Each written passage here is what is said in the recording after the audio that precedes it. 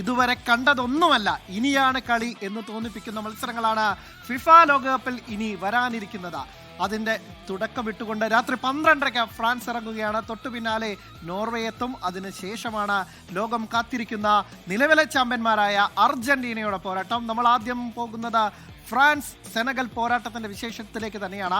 FIFA ലോകകപ്പിൽ മുൻ ചാമ്പ്യന്മാരായ ഫ്രാൻസ് എന്ന ആദ്യ പോരാട്ടത്തിന് ഇറങ്ങുകയാണ്. രാത്രി 12:30 നടക്കുന്ന മത്സരത്തിൽ സെനഗലാണ് എതിരാളികൾ. ന്യൂജേഴ്സി സ്റ്റേഡിയത്തിലാണ് മത്സരം. കിലിയൻ എംബാപ്പെ നയിക്കുന്ന ഫ്രഞ്ച് നിര തുടർച്ചയായ 3-ാം ലോകകപ്പ് ഫൈനലും 3-ാം ലോക കിരീടവും ലക്ഷ്യമിട്ടാണ് ഇത്തവണ ടൂർണമെന്റിന് എത്തിയിരിക്കുന്നത്.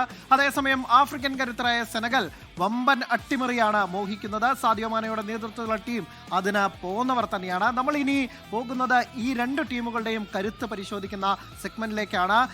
ഫ്രാൻസിനെ സംബന്ധിച്ചിടത്തോളം 23 ലോകകപ്പുകളിൽ ഇതവർക്ക് 17ാമത്തെ ലോകകപ്പാണ്. ഫ്രാൻസിന് അവർ പങ്കാളികളാകുന്ന, അവർ അപ്പിയർ ചെയ്യുന്ന 17ാമത്തെ ലോകകപ്പാണ്. അതോടൊപ്പം തന്നെ അവരുടെ ഏറ്റവും മികച്ച പ്രകടനം വന്നിരിക്കുന്നത് 2 തവണ ചാമ്പ്യന്മാരായിട്ടുണ്ട്. 1998-ലും ഒപ്പം തന്നെ 2018-ലുമാണ് ഫ്രാൻസ് ചാമ്പ്യന്മാരായിട്ടുള്ള. അതാണ് അവരുടെ കരിയറിലെ, അവരുടെ ലോകകപ്പ് ചരിത്രത്തിലെ ഏറ്റവും മികച്ച 2 പ്രകടനങ്ങൾ ഈ കാണുന്നതാണ്.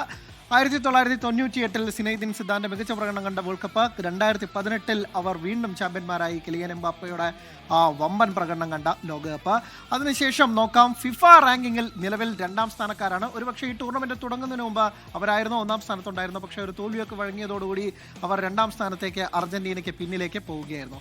ഇനി നമ്മൾ പോകുന്നത് സെനഗലിനെ കുറിച്ച് വിശദമായി അറിയാനാണ്. സെനഗൽ ആഫ്രിക്കൻ കരുത്തരാണ്. ലോകകപ്പിൽ അവരുടെ പങ്കാളിത്തം, അവർ ലോകകപ്പിനെത്തുന്നത് ഇത് 4-ാം തവണയാണ് എത്തുന്നത്. ക്വാർട്ടർ ഫൈനൽസിൽ 2002 ലോകകപ്പിൽ കൊറിയയും ജപ്പാനും വേദിയായ ആ ലോകകപ്പിൽ ക്വാർട്ടർ ഫൈനൽ വരെ എത്തിയതാണ് സെനഗലിന്റെ ഏറ്റവും മികച്ച പ്രകടനം. അതിൽ ഒരു കൗതുകമുണ്ട്. അത് ഈ മത്സരവുമായി ബന്ധപ്പെട്ട് കിടക്കുന്ന ഒരു കൗതുകം തന്നെയാണ്.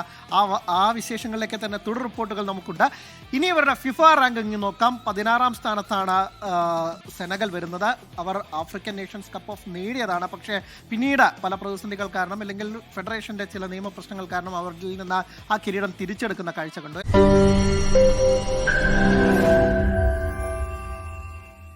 ലോകത്തെവിടെയായാലും ഏത് സമയത്തും 24 വാർത്തകളും ഓഗ്മെന്റഡ് റിയാലിറ്റി പാക്കേജുകളും എക്സ്പ്ലെയിനറുകളും വിശദമായി കാണാൻ ഞങ്ങളുടെ യൂട്യൂബ് ചാനൽ നിങ്ങൾക്ക് സബ്സ്ക്രൈബ് ചെയ്യാം.